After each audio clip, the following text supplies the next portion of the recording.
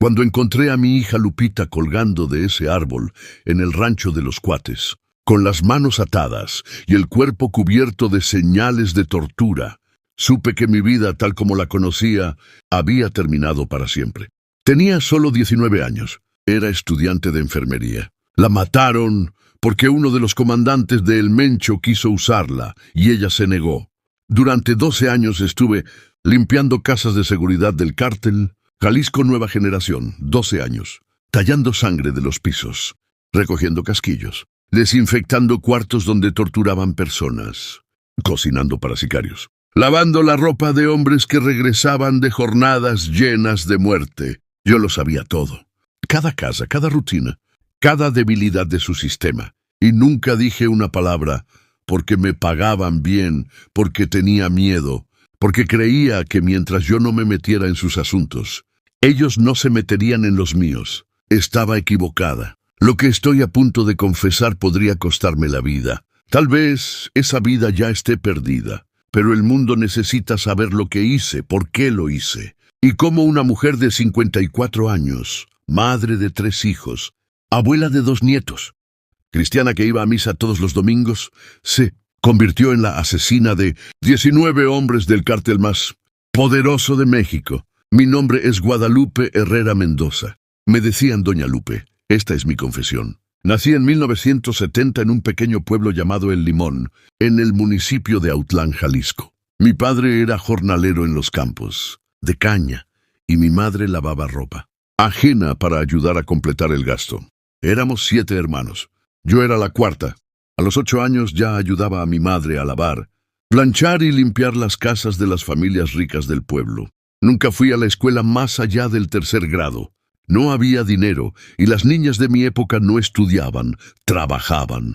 Mi infancia fue dura pero no infeliz. Había amor en nuestra casa, había fe, había esperanza de que algún día las cosas mejorarían. Mi madre siempre me decía que el trabajo honrado era el único camino, que Dios premiaba a quienes se esforzaban. Yo le creí durante muchos años.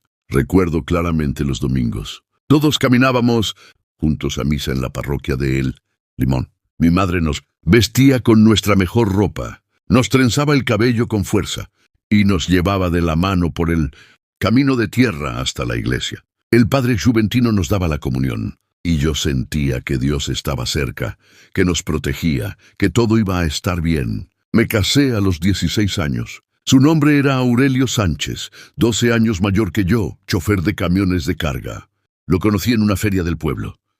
Me compró un elote con chile y limón y me hizo reír con sus chistes tontos. 3 meses después le pidió mi mano a mi padre y nos casamos en la misma iglesia donde yo había sido bautizada. Aurelio era un buen hombre, trabajador, responsable, no tomaba mucho. Nunca me levantó la mano, nunca me faltó al respeto. Tuvimos 3 hijos, Aurelio Jr., nacido en 1987, y Fernando en 1990, y mi niña, Lupita, en 1995. Lupita fue mi última hija, la que creí que nunca tendría. Había perdido 2 embarazos antes de ella. Los doctores me dijeron que probablemente no podría concebir otra vez. Le recé a la Virgen de Talpa, hice una manda. Caminé descalza hasta su santuario, y 9 meses después nació Lupita. Fue mi milagro. Vivíamos en Guadalajara, en la colonia Oblatos, en una casa pequeña pero digna, 2 cuartos. Una cocina diminuta, un patio donde tendía la ropa. Yo seguía limpiando casas mientras Aurelio manejaba camiones por todo el país. A veces pasaba semanas sin verlo, pero siempre regresaba con dinero, regalos para los niños y historias de los lugares que había conocido. Mis hijos iban a la escuela pública. Aurelio Jr. era travieso pero inteligente. Fernando era callado y aplicado. Y Lupita era la luz de nuestro hogar. Desde el principio fue diferente. Su sonrisa iluminaba cualquier lugar. Tenía una bondad natural que hacía que todos la quisieran. Las vecinas decían que esa niña iba a ser alguien importante, que tenía algo especial. Teníamos suficiente para comer, suficiente para vestirnos, suficiente para lo básico. No éramos ricos, pero tampoco nos faltaba nada. Los domingos eran misa, luego pozole en el mercado, los niños jugando en la plaza. Era una vida sencilla, pero era nuestra. era felicidad. Todo cambió en 2006, el día que Aurelio murió. Fue un martes de septiembre. Lo recuerdo porque había ido al mercado a comprar los ingredientes para el mole del cumpleaños de Fernando. Estaba picando el chocolate cuando sonó el teléfono. Era el patrón de Aurelio. Me dijo que había ocurrido un accidente en la carretera a Colima. Un tráiler se quedó sin frenos y chocó contra el camión de mi esposo. Aurelio murió al instante, dijo. No sufrió. Tal vez él no, pero yo sí. Me quedé viuda a los 36 años, con 3 hijos que mantener, una casa a medio pagar y ningún ahorro. El patrón me dio 50,000 pesos como liquidación. Eso fue todo. 15 años de trabajo reducidos a 50,000 pesos, dinero que se fue en el funeral, las deudas y los gastos del mes. Los meses que siguieron fueron los más difíciles de mi vida. Busqué más trabajo, limpié más casas, trabajé más horas. Salía de casa a las 5 de la mañana y regresaba a las 10 de la noche.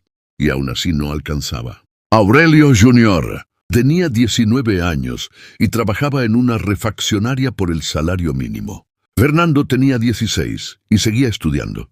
Me negué a dejar que abandonara la escuela. Lupita tenía apenas 11 años. Me atrasé con la hipoteca. El banco mandaba cartas amenazando con quitarnos la casa. Nos cortaron la luz 2 veces. Hubo semanas en que sobrevivimos solo con frijoles y tortillas. Por las noches lloraba en silencio, creyendo que mis hijos dormían. Fue entonces cuando doña Carmela entró en mi vida. Era una mujer de unos 60 años, siempre vestida de negro, con una expresión fría. Vendía verduras en el mercado de Oblatos. No éramos amigas, pero sabía de mi situación. Todo el mundo la sabía.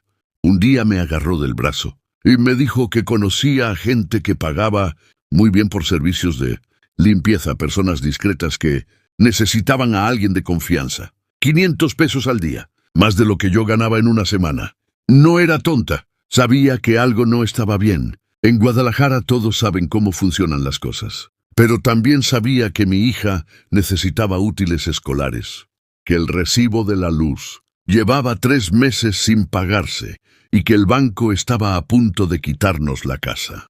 Cuando le pregunté qué tipo de personas eran, me miró con frialdad y dijo: gente que paga bien y no hace preguntas. Usted tampoco debería hacerlas. Entendí perfectamente en qué me estaba metiendo. Cuando tienes 3 hijos que alimentar y no tienes otra opción, la moral se convierte en un lujo que no te puedes permitir.